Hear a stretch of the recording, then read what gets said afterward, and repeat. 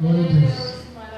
Uma alegria, queremos saudar a igreja, uma paz do Senhor. Amém. Irmãos, por gentileza, você que pode, coloque-se de pé. Nós vamos estar fazendo a menção do texto. Aleluia. Aleluia, Jesus. Glória a Deus. Vamos ler primeiramente em Gálatas, livro de Gálatas,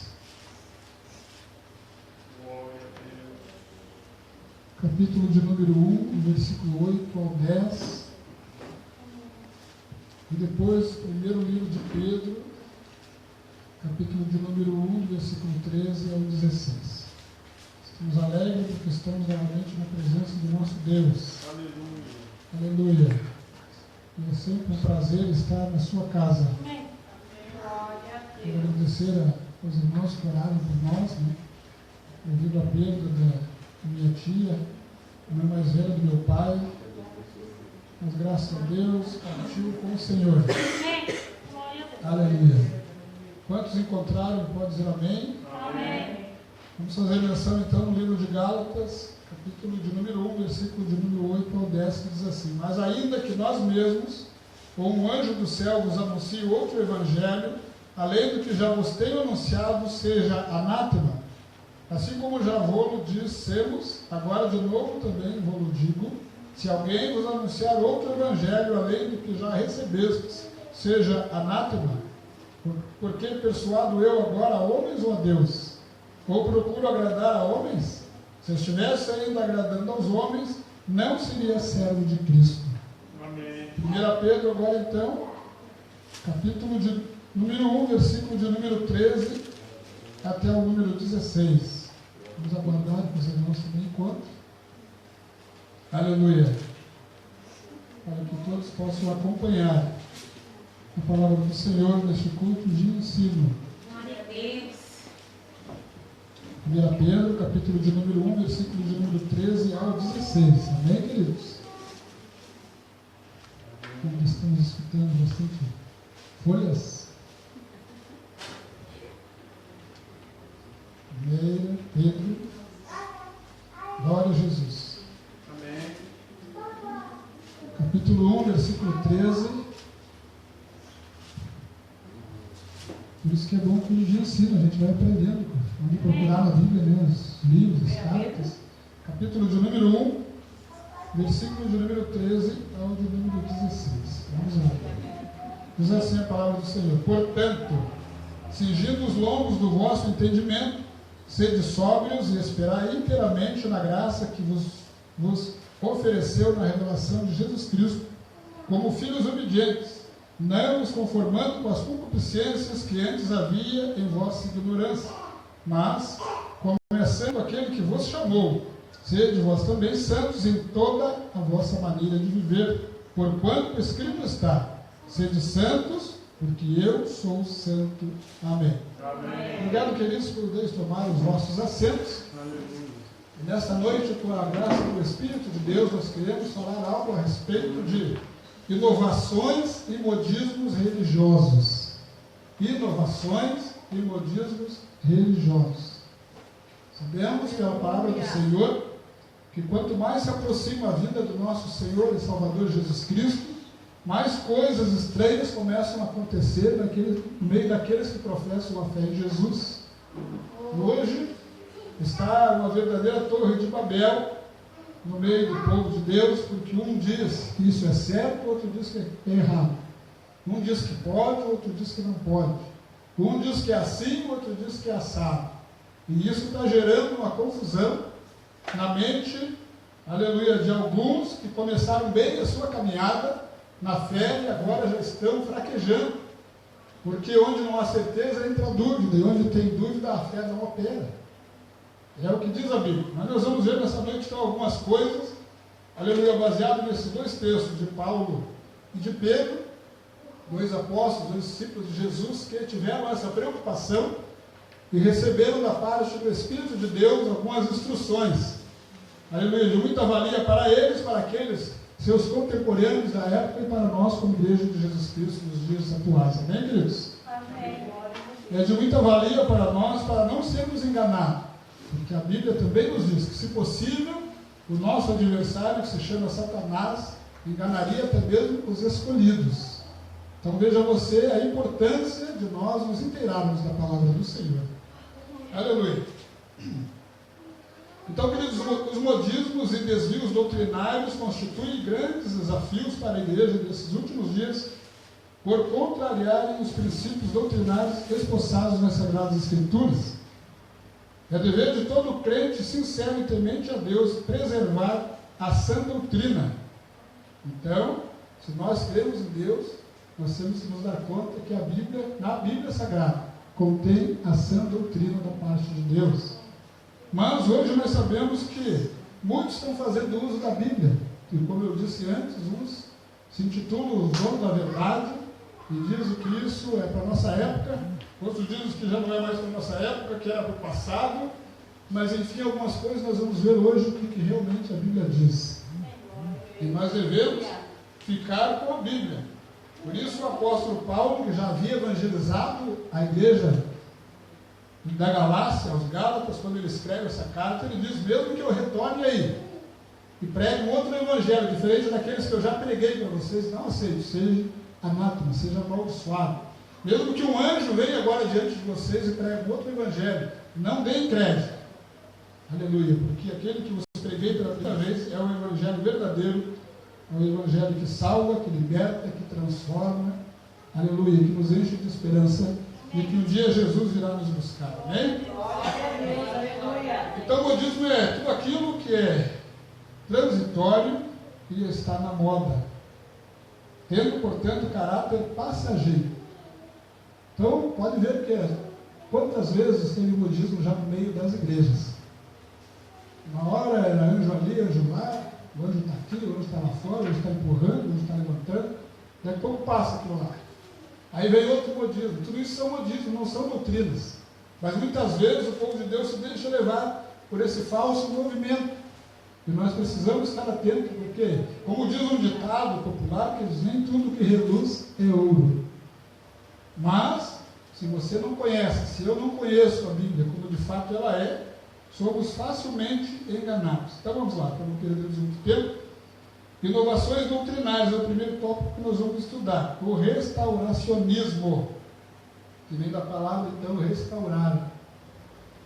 Trata-se de uma inovação teológica que procura adaptar aos dias atuais os ensinos, ritos e costumes do antigo conselho entre Deus e Israel.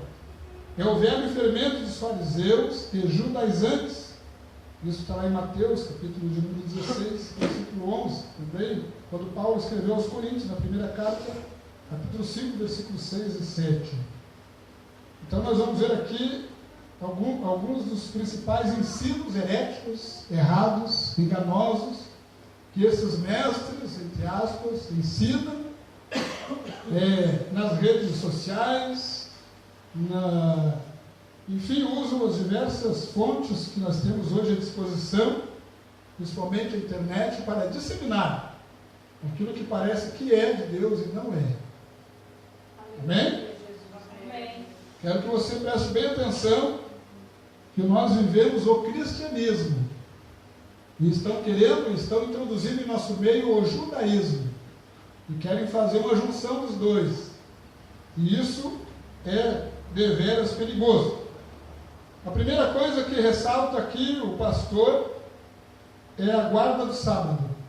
Quem já não ouviu falar disso? Mas você acha necessário você guardar? Sim ou não? Nós estamos num culto de ensino, queridos. Alguém tem alguma dúvida? Alguém ainda tem dúvida se precisa ou se não precisa? Eu tenho. Eu também.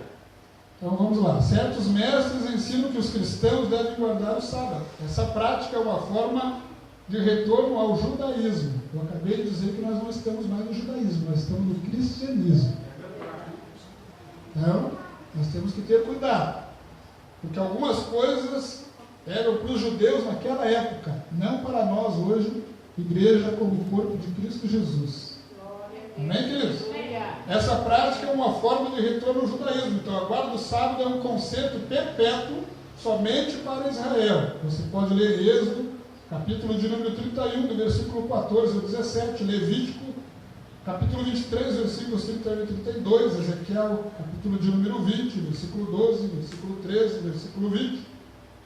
Lembremos que Paulo exortou os crentes da Galácia sobre o perigo das práticas judaizantes na igreja. Ou seja, Paulo havia pregado o evangelho para a igreja, aleluia, formado a igreja da Galácia, e agora Paulo havia se retirado de lá, e chegou ao conhecimento dele que alguns religiosos da época, aqui identificados como judaizantes, estavam dizendo: muito bem, irmãos, vocês aceitaram a Jesus Cristo, porém vocês precisam guardar o sábado. E nós vamos ver mais adiante que alguns dizem: tudo bem, vocês aceitaram Jesus, amém, glória a Deus, mas vocês precisam se circuncidar. Vejam bem que sempre que você acrescentar alguma coisa com Jesus, você está dizendo assim que o plano de Deus de salvação não foi suficiente.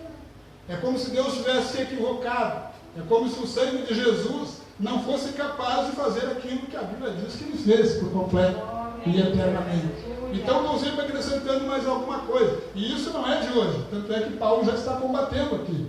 Pedro também. Então, vejam bem, a guarda do sábado não é para nós. Era para Israel, no antigo concerto. Era exclusivo.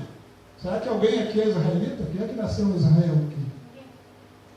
Até porque os israelitas que se converteram de fato, os judeus, eles não guardam mais o sábado. Aqueles que já aceitaram a Jesus, os que guardam o sábado até hoje, aqueles que estão no judaísmo ainda, que não aceitaram Jesus quando ele veio e o crucificaram. Tá, mas por que querem guardar o sábado? Para fazer o quê? É que no entendimento deles, eles acham que precisa. Mas nós não somos judeus, nós temos na nova aliança em Cristo Jesus.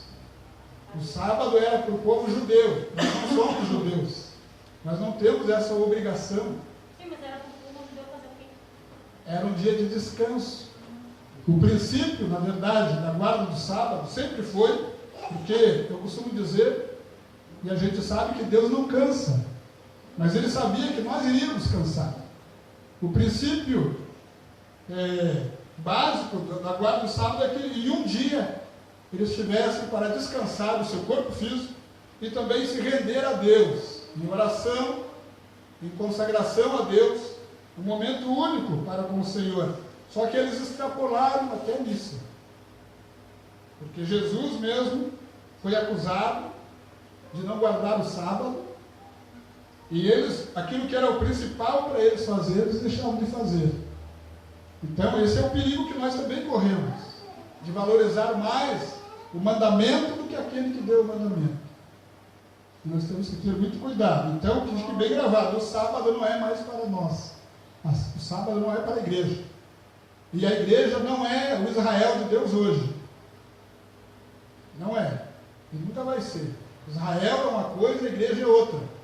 E nós precisamos entender isso para não entrarmos nessa confusão que está sendo criada. Porque hoje a gente vê pessoas, e eu não tenho nada contra ninguém, quem quiser se vestir igual um judeu, amém? Cada um vai responder por si. Só que tem pessoas que não são judeus, mas que querem se parecer judeus.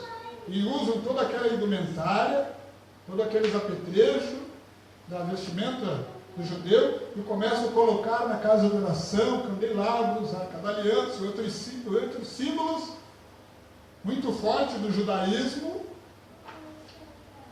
e querem trazer para a nossa época e dizer que a igreja precisa dessas coisas ainda, e infelizmente, querido, isso agrada o povo. Isso agrada o povo. Porque a gente tem aqui algumas religiões que usam várias indumentárias. Nós temos o catolicismo, temos outras religiões, e o povo gosta de ver os homens vestidos com aquelas indumentárias, passa aquela ideia de santidade, de que o fulano está vestido daquele jeito, é mais santo que o outro. E foi assim que o povo de Deus se perdeu lá atrás, e não conseguiram enxergar o mais importante, que era Jesus, o Emanuel, junto deles ali, porque estavam presos a todas essas coisas. E nós, muitas vezes, também, sorrateiramente, isso vai entrando no nosso meio, ou querendo entrar em nosso meio. Se nós não nos cuidarmos, nós vamos nos tornar religiosos. E essa mistura que estão querendo fazer de judaísmo com cristianismo, isso não é de Deus. E se não é de Deus, você sabe de quem é. A Bíblia diz que nos últimos tempos o espírito do engano ia ser uma coisa tremenda, e é o que nós estamos vendo. Hoje você me escuta aqui, amanhã você escuta outro na internet, eu sei lá, e a tua mente já começa a trabalhar. Mas será? O Gilmar tinha uma coisa na igreja, agora você está fazendo outra. E já começa a criar um porquê. Porquê disso, porquê daquilo. Mas devemos ficar com a Bíblia. Por isso Paulo disse, mesmo que eu volte aí e pregue um outro, fico com aquilo que eu preguei, que é a palavra de Deus. Não podemos abrir meu, mas foi o pastor Carlos, não importa, foi o pastor Gilmar, não importa. Se não tiver, a Bíblia diz que os crentes de Bereia, o apóstolo Paulo estava pregando, queridos, eles estavam conferindo na Bíblia. Glória, vamos ver se é certo mesmo. Mas hoje tem crente que nem a Bíblia traz para a igreja, infelizmente. Como é que vai conferir? Como é que vai saber se é verdade aquilo que está sendo falado? Você não deve confiar no homem. Você tem que confiar em Deus. Amém. Se eu falar, você olhar na tua Bíblia lá, está de acordo com a Bíblia está dizendo, e daí você tem que dizer amém. Senão não diga amém. Não se deve dizer amém para tudo, queridos. Muitas vezes porque a gente acha engraçado, porque agrada aquilo que ouvimos, amém, glória a Deus, mas às vezes nem está na Bíblia. Não tem base bíblica. E isso é um perigo muito grande. Então a primeira coisa que nós observamos aqui, queridos, do restauracionismo é a guarda do sábado. A segunda coisa que eles combatiam, e nós devemos combater também, é o ritual da circuncisão. Aquilo que eu disse. Eles diziam assim, pô, tu aceitou Jesus, oh, glória a Deus. Como eles não conseguiram impedir, e Deus usou sobremaneira o apóstolo Paulo, Jesus usou o apóstolo Paulo de uma maneira extraordinária para pregar aos gentios. Nós somos os gentios. Gentios é todo aquele que não nasceu judeu. Então, fora a nação lá de Israel, as demais nações, o mundo inteiro são gentios. O evangelho foi pregado aos gentios para nós.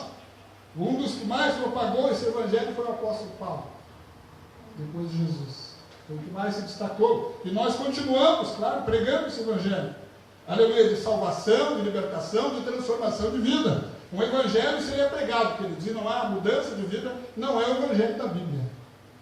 Porque o evangelho da Bíblia, ele muda, ele transforma. As coisas velhas se passaram e tudo se fez novo, diz a Bíblia.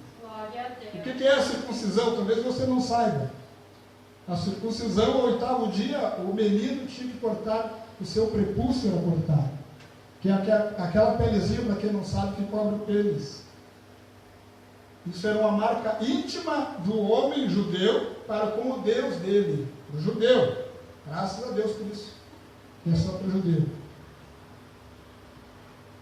E hoje, agora eles estavam dizendo, o pior de tudo isso, queridos, é que a guarda do sábado, a circuncisão e outras coisas mais que eles inventaram, eles botavam isso na altura da salvação. E para a salvação, eles não há nada que eu e você possamos fazer para sermos salvos.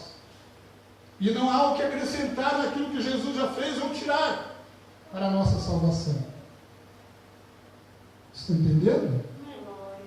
Amém, glória a Deus. Mas eu oro no monte, eu oro na madrugada, eu não sei o que, tudo isso nós fizemos porque já somos crentes, já somos salvos. Não para ser salvo. Para ser salvo, Jesus pagou o preço do Calvário. Nada mais e nada menos que aquilo. Está consumado. Quando ele disse, Pai, em tuas mãos entrego o meu espírito, está consumado, está finalizada a obra de salvação. Aleluia. Não precisa mais guardar o sábado, não precisa mais se circuncidar, não precisa mais fazer romaria, não precisa de mais nada. Somente uma coisa necessária: crê no Senhor Jesus Cristo e será salvo tu e a tua casa. Glória a Deus. Nós vivemos pela fé agora, queridos. Amém. É claro que nós fizemos, nós oramos, nós jejuamos. Se der para ir no monte, nós vamos orar, mas não atrelado à salvação, não para buscar a salvação. Você pode fazer isso por um propósito na tua vida, para buscar uma saída para Deus te iluminar, ter entendimento, alguma coisa, mas nunca vincule nada à salvação de Cristo. Nunca coloque Jesus e mais alguma coisa para a salvação. Cuidado! Cuidado! O ritual da circuncisão, então, queridos, em Atos dos Apóstolos, lemos que os cristãos judeus tentaram coagir os cristãos gentios, que somos nós, gentios, a circuncidar-se conforme a lei de Moisés. Segundo diziam, a salvação dependia exclusivamente desse ato litúrgico. Veja que não é nem uma doutrina, é um ato litúrgico. É apenas uma liturgia. Condicionaram a salvação em Cristo à observação dos rituais mosaicos considerados nulos pelo Novo Testamento. Tem gente que diz que não é, mas a Bíblia diz que ele foi anulado. E aqui tem Hebreus, capítulo 8, versículo 13, Hebreus, capítulo 9, versículo 15 ao 17, também lá em Mateus, capítulo 9, 16 e 17, Jesus fala a esse respeito. Na nova aliança, que é o que nós estamos vivendo agora, hoje, pelo sangue de Jesus, que é um sangue superior a todos, ao sangue de animais, que até então, na época de Jesus, era oferecido em sacrifício dos pecados e pelos pecadores. Então agora nós temos uma nova aliança, uma aliança superior, como diz o autor aos Hebreus. Não há nenhuma necessidade de os crentes circuncidarem-se para serem salvos. A salvação é dada aos homens, ou seja, a todo ser humano, gratuitamente. A salvação não é vendida, viu? Como gosto de fazer por aí afora. A salvação é gratuita. É um ato de fé. De graça recebemos a salvação, de graça oferecemos a salvação. Glória a Deus. Aleluia. Por meio da fé na graça redentora de Jesus Cristo. Amém? Amém. E tinha mais um ponto também que eles queriam que eles cumprissem, os gentios, que era cumprir o calendário de festas judaicas, as festas de Israel. E aqui tem algumas festas. Certas igrejas são ensinadas a celebrar as festas dos tabernáculos. Está lá em Levítico, capítulo de número 23, versículo de número 34. Deuteronômio, capítulo de número 16, versículo de número 13. A festa da colheita. Êxodo, capítulo 23, versículo 16. Capítulo 34, versículo 22. E da Páscoa. Páscoa está na moda hoje. Da Páscoa. Tais celebrações, juntamente com outras 4 mencionadas na Bíblia, eram consideradas sagradas e específicas do povo judeu. Grave bem isso. Específica do povo judeu. Sempre que te falarem alguma coisa, lembre que você não é judeu. Era pro judeu. Não temos algum judeu aqui camuflado no nosso meio aqui que a gente não descobriu. Acredito que não, né? Mas mesmo se você for judeu, que guarda tudo isso, eu tenho que pregar o evangelho para você se converter. Você também não precisa. Mesmo se fosse judeu, não precisaria mais. Não há mais necessidade. Não é, queridos? A igreja não precisa festejar a Páscoa judaica. Mas você precisa saber o que é a Páscoa judaica também, né? Uma vez que Cristo é a nossa Páscoa. 1 Coríntios 5,7, Paulo. Ela deve se celebrar a ceia do Senhor, que é uma festa genuinamente cristã e que comemora o novo pacto inaugurado com o sangue de Jesus. A Bíblia diz que Jesus é o nosso Cordeiro Pascal. Jesus é a nossa Páscoa hoje. Amém. Glória a Deus. Páscoa vai vir aí, vamos lembrar disso. Jesus é a nossa Páscoa. Eles matavam o cordeiro. Isso aconteceu lá, se você for lá em Gênesis, capítulo de número 12. O anjo ia passar para matar aquele que não tivesse o sangue nas ombreiras da porta da casa. Aí mataram o cordeiro, aspergiu o sangue. Ali já apontavam para Jesus, o sangue de Jesus. Por isso, a Bíblia diz que ele é o nosso cordeiro pascal. Então lembre, Páscoa não é chocolate. Pelo menos para o crente que crê na Bíblia. Não estou dizendo que não é para você comer chocolate, não vou fazer as coisas. Eu só não quero que você atrele o chocolate à Páscoa, porque não tem nada a ver. E se você parar para pensar, você vai descobrir que o coelho não bota ovo. Muito menos de Páscoa. Eu quero vos chamar a atenção para vocês verem como o engano ele cega. A Bíblia diz que Satanás cega o entendimento das pessoas. E parece que isso passa desapercebido, às vezes até no nosso meio. E se nós bobearmos, nós ensinamos errado as nossas crianças. Eu sempre comprei, eu sempre vou continuar comprando quando tiver dinheiro.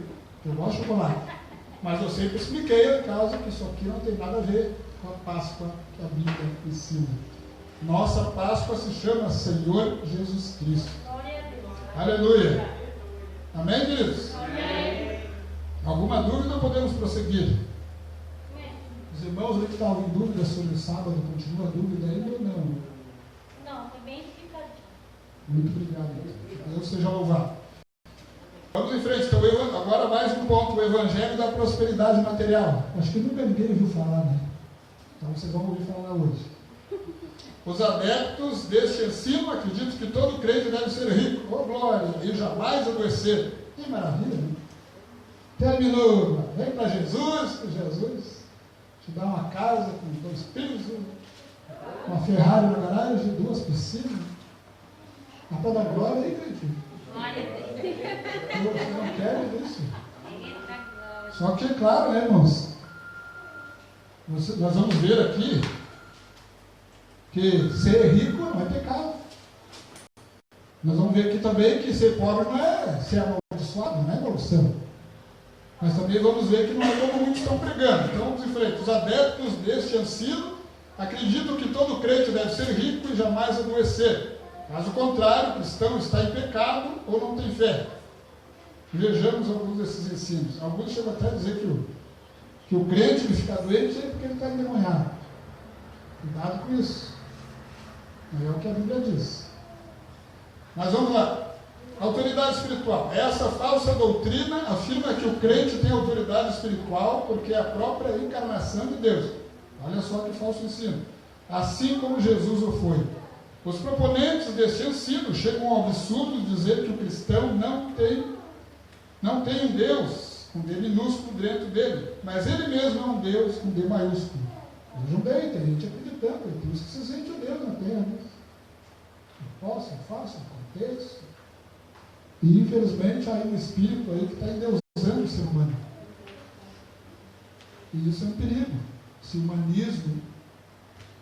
E isso, se nós não cuidarmos, adientra a casa de Deus. E aí o culto, em vez de ser para Deus, começa a ser para mim e para ti. E se torna uma reunião meramente humana. Não tem mais nada de divino. Porque onde o homem é o centro, onde o ser humano é o centro das atenção, aí Jesus não é o centro das atenção. E aí vocês podem cantar, pregar, nós podemos fazer o que nós quisermos aqui e até dizemos que estamos adorando a Deus. Mas não estamos. Se ele não for o centro da adoração, o centro do louvor, o centro da mensagem pregada, o culto não é para ele. Pode ser para qualquer um outro, menos para ele. Não é fácil, né? Não é brincadeira, não. Mas é importante nós estudarmos para nós sabermos, queridos, para nós não sermos enganados. Todavia, aprendemos com a Bíblia que a autoridade que Deus concede a seus servos deriva-se da sua palavra e não daquilo que os homens ensinam a parte dela. E hoje se vê muito disso. Pega um texto, um versículo exclusivo da Bíblia e fazem aquilo ali uma doutrina e querem socar ela abaixo. Mas a Bíblia é de todo, de Gênesis a Apocalipse. E a Bíblia não se contradiz, porque é a palavra de Deus. Então a Bíblia explica a Bíblia. Amém? Amém. Também tinha aqueles que diziam sobre a pobreza e a maldição. Assim como a riqueza nem sempre é uma bênção, pobreza não é maldição. Segundo as Escrituras, os que desejam ser ricos caem em tentação, laço e muitas concupiscências. Todavia, devemos ser ricos de boas obras, pois Deus escolheu os pobres deste mundo para serem ricos na fé e herdeiros do reino. Glória a Deus, aleluia. A Bíblia chega a dizer que o Evangelho é dos pobres. Porque o pobre ele está em um coração mais aberto para ouvir a palavra de Deus. Porque ele precisa de ajuda. O rico já confia nas posses, no dinheiro, na melhor junta da cidade, de advogado que ele tem à disposição, melhor junta médica. Agora é claro, não é pecado ser rico. Nós temos pessoas na Bíblia que eram riquíssimas, mas criam em Deus. Temos exemplos que o coração não foi tomado pela avareza, e graças a Deus por isso. E também tínhamos irmãos miseráveis, como aquela viúva que deu uma moedinha só, e Jesus surpreendeu os discípulos dizendo que ela tinha dado mais que todos os outros que davam que sobrava. Ela só tinha aquela moeda, aquele era o maior tesouro que ela tinha. E ela deu tudo. Não que Jesus pediu, como faz, eu tenho que dar tudo que tu tem. Não é isso. Não é isso? Aleluia. Tem outros que estão pregando por aí a confissão positiva. Você já ouviu falar em pensamento positivo? Você pensa, as coisas acontecem. Tem uns que dizem que até no inverno, você pode fazer teste, o inverno está vindo aí. E se tu treinar a tua mente, tu não sente frio, é uma questão de... Né? Segundo os teólogos da prosperidade, se um crente disser que no prazo de um mês você conseguirá um carro zero, isso terá que acontecer. Vocês já tentaram fazer isso? Deu certo? Até hoje. Não vai dar nunca. Afirmo que para ser curado é só dizer que não aceita a doença. Eu já ouvi até alguns crentes dizendo: "Eu não aceito Jesus. Eu não quero nem saber do Senhor, só quero servo, Pai." E aí Jesus diz assim: "Pai, que não seja feita a minha vontade." Ele fala para morrer, ele por mim, por ti. Mas que se cumpra a tua vontade. Aleluia. De acordo com essa falsa doutrina, o cristão nunca deve orar pedindo que se faça a vontade de Deus. Né? Mas, no entanto, devemos seguir o exemplo de Jesus. Esse texto que está lá em Lucas 22, 42. Jesus orando e dizendo: "Pai, sei que o cálice é amargo e tal, mas que não se faça a minha vontade, mas sim a tua." Agora eles querem ensinar que você tem que determinar. Não tem que aceitar. Aí a Bíblia diz quem é o barro. Eu e você, o barro você não é, só para ficar bem claro. E você. Nada mais que um barrinho, viu? Vamos colocar os pezinhos no chão. Sendo barro. Graças a Deus por isso, porque Deus usa vasos de barro. Aleluia! Quem é o barro para questionar com o oleiro de São Paulo? Mas nós gostamos muitas vezes, né? Achamos o direito, Senhor, por que isso aqui? E às vezes fizemos ver o salmista olhando para um lado, tem o ímpio prosperando, mas Senhor, ele começa a dizer: "Eu te busco, eu te clamo." E olha, ele está prosperando e eu estou aqui, desse jeito, Senhor, andando de a pé, quase pedindo emprestado. Porque às vezes a nossa mente trabalha como esses aqui pregam. A nossa maior riqueza é a salvação da nossa alma. Jesus prometeu de suprir as nossas necessidades, não os nossos desejos. Tem alguém aqui passando fome? Tem alguém aqui que anda pelado, que não tem o que vestir? Tem alguém morando embaixo da ponte? Alguém aqui tem um filho que nasceu dentro de um coxo? Vocês sabem onde Jesus nasceu? Mas nós gostamos, né? Ostentação, eu faço uma selfie, né? Vou lá no shopping. Não é errado, não estou dizendo que é errado, não é errado. Desde que nós continuamos humildes, o nosso coração tem que ser guardado. A Bíblia diz: "Guarda o teu coração, porque dele procede todos os procedimentos da vida." Se o nosso coração se contaminar, já era, querido, só Jesus aí na causa, né? Então vamos cuidar. Então não existe negócio de determinar, de não aceitar. Não estou dizendo que você, agora estou com uma dor aí. Deixa ver, Jesus, você tem que aceitar essa dor. Não é mais, Jesus, faz o bem. Não é isso que a Bíblia está dizendo. A Bíblia está contra aquele questionamento de você querer ser um Deus que você não é. Primeiro que a Bíblia, e Deus é fiel, ele diz assim, que Ele não nos dá nada além das nossas forças. E nós aqui bancamos os miseráveis muitas vezes. Senhor, eu não consigo mais. Senhor. E tem outras coisas, às vezes nós extrapolemos, vamos além das nossas forças. Porque a Bíblia diz que nós não devemos fazer nada além das nossas forças, inclusive na obra de Deus. E hoje tem gente cansada, mas também não para mais em casa, são de pensionista. Eu fico estarrecido, às vezes na internet, alguns botam assim: "Faz 3 meses que eu estou fazendo a obra de Deus." A esposa deve estar com saudade. Queridos, que Deus tenha misericórdia. Então, a gente tem que orar, dizer: "Senhor", porque Deus não pega de surpresa nunca, viu, queridos? Quando vai doer teu dente, eu já sabia que ia doer a horas. Então você dobra o teu joelho: "Senhor, está difícil você suportar essa dor de dente." Estou usando um exemplo aqui, pode ser algum outro problema. Está difícil, Senhor, dá graça, resolve para mim, Senhor. Tu está se colocando sobre a vontade de Deus. Não está fazendo a tua vontade. Senhor, tu sabe, Senhor, que eu preciso. E se você é um estudioso da Bíblia, você pode usar textos bíblicos na tua oração. Senhor, está escrito, não queria Satanás, né? Para tentar Jesus. Não. Mas para dizer, Senhor, tu prometeu que as minhas necessidades tu supre. Graças te dou, Senhor, até aqui tu tens suprido, né?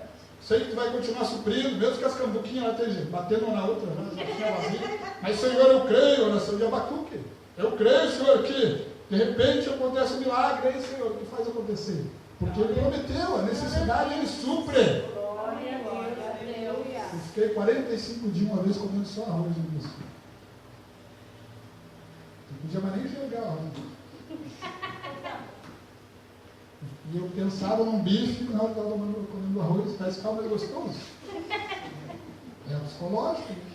Mas eu dizia, Senhor, eu não tenho tudo que eu quero aqui sobre um dia eu vou ter, isso aqui é passageiro. E muitas vezes nós fizemos que nem o povo de Deus, que estava no deserto. Deus não tirou eles do Egito para morrer no deserto. Eu vou levar vocês para uma terra que manda leite e mel. Mas daí, a barriga roncou, lembraram os bichozinhos acebolados do Egito. Os pepinos, outras coisitas mais. Né? A tática ainda é a mesma.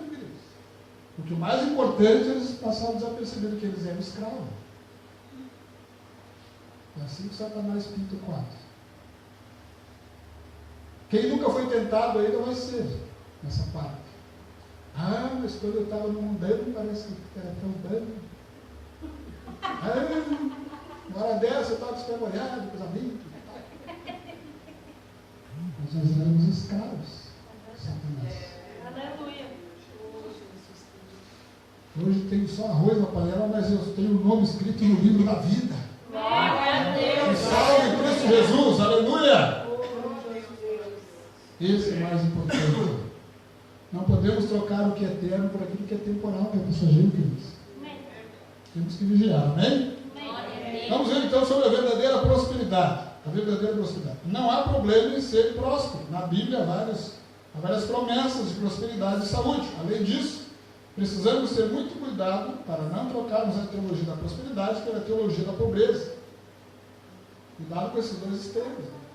Então Deus não quer que eu seja próspero, Ele quer que eu seja miserável. Não é o que a Bíblia diz. Cuidado. Porque se você for pobre, você não é miserável. Veja bem. Pobre, ainda tem algumas coisinhas. A viúva lá, que todo mundo achava que ela era miserável, quando o profeta chega e diz, não tenho nada, Deus me abandonou, não me enxerga mais. O que tu tem, mulher? Eu tenho. Restinho de azeite. Nós sempre temos o suficiente para Deus agir, queridos. Se você serve a Deus, se você tiver uma gota, naquela gota Deus faz um milagre. Aleluia! Graças a Deus. Então, vamos agora para a prosperidade espiritual, que é a verdadeira prosperidade do crente. Agora, se Deus resolver te dar uma casa de 2 pisos, um bom carro na garagem, Ele pode fazer isso. Agora, Ele conhece. Acho que se Ele der para mim, eu acho que eu não cumprimento mais ninguém. Eu posso virar vaidoso. Deus conhece o nosso coração. Às vezes Deus não atende a nossa oração por causa disso. Não quer nos perder. Porque vamos ser sinceros, o ser humano se corrompe com facilidade. Se eu tiver com uma Ferrari, capaz de não querer mais cultuar Deus aqui com vocês. Não, agora é perigoso falar com uma Ferrari ali. Aí tem alguém cheio de sequestro. Não é verdade? Tu já começa, a tua mente já começa, o coração já começa, agora já começa a olhar de cima para baixo, fazendo dano. Ali eu vou cumprimentar, e lá eu não vou cumprimentar mais. Tinha um irmão que ele ganhou um carro novo, né? E aí ele deu testemunho, ele começou a dar desculpa assim, mas eu não vou no culto, porque o culto era muito cedo, né? Sim. Mas lá não vai ter onde eu colocar meu carro, vai ficar no sol, vai ficar no barro, né? Ele começou a colocar um monte de desculpa, né? Chegou um tempo que ele perdeu. Pois é. Essa é a questão, queridos. Às vezes Deus não responde, não é que Ele nos ama. É que Ele sabe que o nosso coraçãozinho já vai se envaidecer. Não vai achar que é melhor que meu irmão. Vão passar dentro de uma poça d'água, sujar ele de bairro, no carona. Então, Nós temos que ter cuidado com isso. A nossa verdadeira prosperidade é espiritual. Agora, se Deus te der, como eu estava dizendo, uma casa com 2 pisos, com um bom carro na garagem, com piscina, me convida para ir na piscina, eu não vou. Me dá uma carona no carro. Porque tudo que Deus dá, sejamos abençoados e também vamos abençoar os demais. Nada é exclusivo nosso. Nós somos mordomos da parte de Deus. Esse egoísmo que está aí fora, que ninguém carrega ninguém, isso não é do crente. O crente lavado e remido no sangue de Jesus, ele tem prazer em ajudar o outro. Nós somos chamados para servir e não para ser servido. Nós andamos ao contrário deste mundo, porque nós não somos daqui, nós somos cidadãos dos céus agora. Amém, queridos? Amém. Então vamos à prosperidade espiritual. A prosperidade espiritual deve vir em primeiro lugar. Entre outras preciosas bênçãos, inclui a salvação em Cristo, o batismo no Espírito Santo, o nome escrito no livro da vida e a herança com Cristo. Essa é a verdadeira prosperidade do cristão. Jesus disse: não adianta ganhar o mundo inteiro e perder a sua alma. Prosperidade em tudo. As bênçãos materiais prometidas a Israel no Antigo Testamento estavam condicionadas à obediência à palavra de Deus e não à confissão positiva. Da mesma forma, o Senhor tem prometido muitas bênçãos à igreja, nossa, eu e você. Porém, todas elas dependem da nossa submissão às Sagradas Escrituras. Aleluia. Preste atenção que toda promessa tem um ser. Deus santo, né? Toda ela é condicional. Ah, mas o Senhor usou um vaso, a profetizar para mim, vai fazer isso e aquilo. Ser, sempre tem o ser, não se esqueça do ser, muito importante.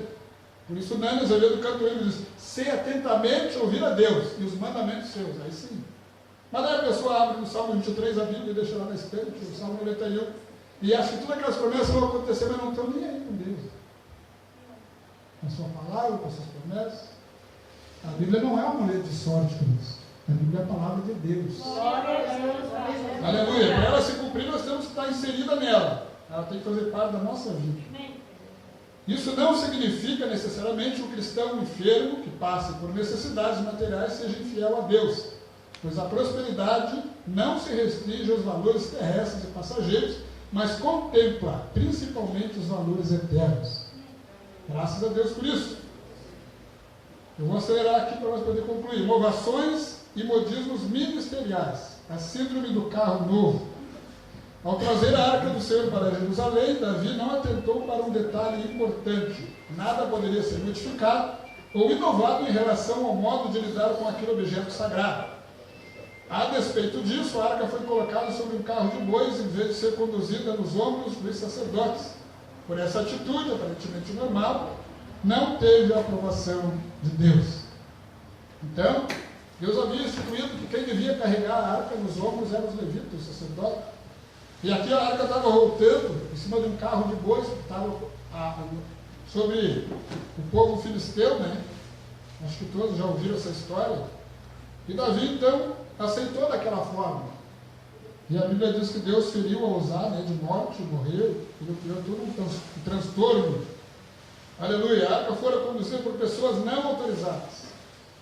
Os que transportavam a arca do Senhor não eram divinamente chamados para esse ofício. Eleazar, filho de Abinadab, é que havia sido separado para esse ministério.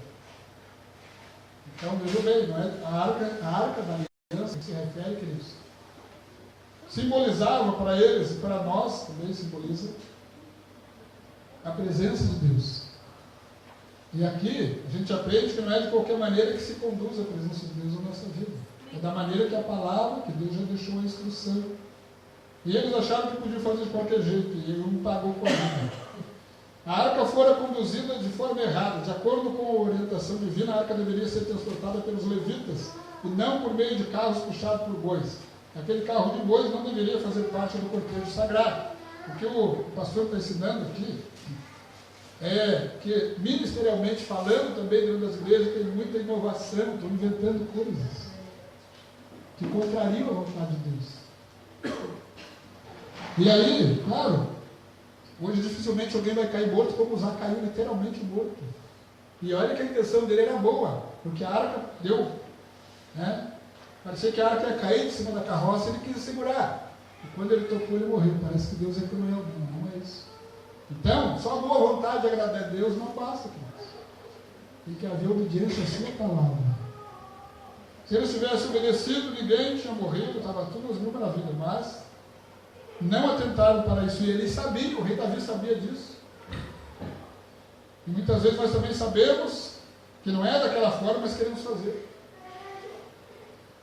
O ministério modernizado hoje, em muitos lugares, há aqueles que pregam o evangelho utilizando-se de carros de bois, inserindo inovações e modismos contrários aos ensinos da palavra de Deus. As pessoas têm até boas intenções, todavia, o que elas realmente desejam é adequar o evangelho à cultura secular. Às vezes não percebem que estão misturando o sagrado com o profano. Devemos obedecer os mandamentos das Escrituras de modo irrestrito, sem as muletas da inovação e dos modismos. Então, cuidado com as novidades. Aqui, para encerrar, o evangelho do entretenimento. Está na moda hoje. Fazer as pessoas dar risada, fazer as pessoas pular, sapatear, nada contra isso aí. Mas vamos ver. O evangelho de Cristo não é entretenimento carnal, mas o poder de Deus para a salvação de todo aquele que crê. Romanos 1,16. O evangelho do entretenimento exalta o homem e não a Deus. Prega seu evangelho, mas sem as suas exigências. Ensina a graça, mas sem a cruz de Cristo. A Bíblia tem exigências para mim, para você, para nós estar na vontade de Deus. Esse negócio que você pode vir do jeito que está e permanecer, não acha na Bíblia. A Bíblia sempre vai exigir alguma coisa minha e tua. A palavra de Deus sempre vai colocar nós na parede. Ou nós andamos de acordo com a palavra dele, ou então não andamos com ele. Ah, mas eu estou tanto tempo na igreja. Mas se você não está andando conforme a palavra, você está na igreja. Aquela do CNPJ, que é a placa pendurada lá de fora. Mas na igreja de Cristo você não está. Você pode ter o cartão de membro com a foto bonitinha até, mas você não tem o teu nome escrito no livro da vida. E isso é muito sério. Então nós temos que ter muito cuidado. Cuidado com esse evangelho sem cruz, essa graça, né, sem a cruz de Cristo, e esse evangelho fácil demais. Esse evangelho porta larga, que tu pode tomar ceia que tá, tu pode fazer o que tu quiser, que Deus só é amor, aquela coisa toda, esse papo furado aí. Cuidado, atente para a palavra de Deus. Deus é santo, ele não se deixa enganar. Através dos salmos de adoração a Deus, aprendemos que a liturgia deve ser reverente e santa. Liturgia é aquilo que a gente faz durante o culto. Aqui, ó. O irmão dirigiu, isso é o ato litúrgico. Ele dirige, ele chama quem vai cantar, quem vai orar com o espírito de oração. Isso se chama liturgia do culto. Deve ser reverente e santo. E nessa questão, até vou falar baixo, nessa questão nós estamos perdendo os católicos. A reverência que eles têm, que se tu tossir, faz é. O meio dos crentes é um vai e volta, fica e volta, vai e bate, tosse, deslumbra. Nós temos que ser reverente. É a Bíblia que está dizendo isso. Ah, pastor, não é coisa de gente. Não é coisa minha. Está na Bíblia. Reverência e santidade. Aleluia, porque nós temos na presença de Deus Todo-Poderoso. Adorai ao Senhor da beleza da sua santidade e tremei diante dele todos os moradores da terra. Amém, queridos? Amém. E aquilo que eu não pude vos passar, com certeza o Espírito de Deus vai continuar trabalhando na vossa vida. Mas então, queridos, cuidado. Cuidado, nós estamos vivendo um tempo muito perigoso, muita novidade, muito oba-oba. O Evangelho não é oba-oba, queridos. O Evangelho é coisa séria. Não pense que é fácil ser cristão. Se você está achando que é fácil ser crente, alguma coisa está errada. Não é fácil ser crente. É glorioso, é uma bênção ser crente, com certeza, que a presença de Jesus em nós é maravilhoso. Mas não é fácil. Olha o convite que Jesus fez, atente para o convite de Jesus. Jesus não força ninguém a aceitar ele. Ele fez um convite suave. Quem quiser. Primeiro, então, é para quem quer. Quem quiser vir após mim, não na minha frente, vir após mim, negue-se a si mesmo, quer dizer, minha vida então, não me governe mais. Tome a sua cruz, cruz fala de sofrimento, de rejeição, de escárnio, tudo aquilo que Jesus sofreu. de ser considerado um marginal, como ele foi na época, o pessoal morria na cruz daquele jeito. Tanto é que ele morreu no meio de 2 ladrões, né, você tinha visto? Depois que fizer tudo isso, aí siga-me. Se você acha que isso é fácil, mas na prática não é. Então que Deus nos dê da sua graça, que Deus nos ajude. Temos agora sábado, se Jesus não está até lá, temos uma ceia. Vai ser bênção. Antes nós temos 17h30 mais uma aula de discipulado. Não se esqueça, você que está fazendo, venha. E assim nós vamos servindo e adorando a Deus. Mas guarde você hoje no teu coração. Não se deixe enganar. Para a salvação não se acrescenta nada. Não se tira nada do que Jesus fez e não se acrescenta nada. É um ato de fé. É um ato de aceitação. Quando você aceita Jesus, você está dizendo: Pai, o nosso Deus, eu reconheço que o plano que tu fez de salvação na pessoa do seu Filho amado Jesus Cristo realmente funciona. E eu aceito Ele como meu Salvador. Não acrescento e não tiro nada. É isso. Então, cuidado. Deus abençoe em nome de Jesus. Aleluia. Graças a Deus. Vamos passar então para o pastor Carlos. Bem, graças a Deus. Vamos passar, aleluia, depois desse estudo, né? O nosso pastor Gilmar nos deu. Eu queria que você ficasse de pé, você vai receber uma oração, né? Glória a Deus, foi bem explicadinho, bem mastigado, né? Referente ao judaísmo, né? Cristianismo e a diferença entre cristianismo e judaísmo, né? Judaísmo é aquela série de leis, né, mosaica, né, que é guardado, né, pelos judeus, como o irmão falou, e cristianismo é sermos imitadores de Cristo, né? Nós somos imitadores de Cristo. Alguém deseja uma oração aqui à frente? Nós podemos orar ainda, né? Aleluia. Se não, coloca a tua mão no coração. Onde você está, nós vamos orar. Senhor, nosso Deus, nosso Pai Celestial, graças te damos, Senhor, por essa palavra, por esse ensino, Senhor, que isso não venha ficar, Senhor, divagando, Pai, em nossa mente, mas que possa cair no nosso coração, Pai, e aleluia, que nós possamos praticar a Tua palavra. Senhor, abençoa os Teus servos agora, de retorno ao seu lar, livra eles, Pai, do acidente, do incidente, Pai, no nome de Jesus, e dá, Senhor, um final de semana, Senhor, abençoado na Tua presença, guardando eles de todo mal, de todo perigo, Senhor, e nos preparando, Senhor, para o nosso culto, próximo culto, que é o nosso culto de ceia, para o qual nós vamos estar, aleluia, mais uma vez, Pai, confirmando, mais uma vez, Senhor, nós vamos estar, Senhor, nos fortalecemos para, Senhor, suportarmos mais um mês de luta e de adversidade. Amém? Que o Senhor abençoe, que o Senhor, né, venha guardar o seu coração, os avisos do discipulado. Foi dado mais algum aviso? Não? No sábado tem a ceia, né? As irmãs do coral uniformizada, ela não vai ter ensaio, mas é para vir no uniforme, nós vamos procurar, tá? E também a campanha do quilo, né? Isso, a campanha do quilo, que tem 1 quilo do alimento não perecível, né? Farinha, arroz, feijão, azeite, né? Traga aí, né? Sempre tem alguém que está necessitado. Aí vai ser sábado, culto, no domingo não vai ter. Aí no próximo domingo, dia 18, vai ser a consagração, sabe?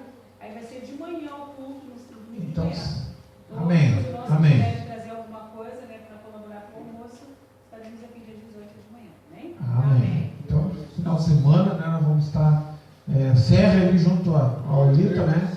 Aquele que quiser participar do nosso culto de consagração, né?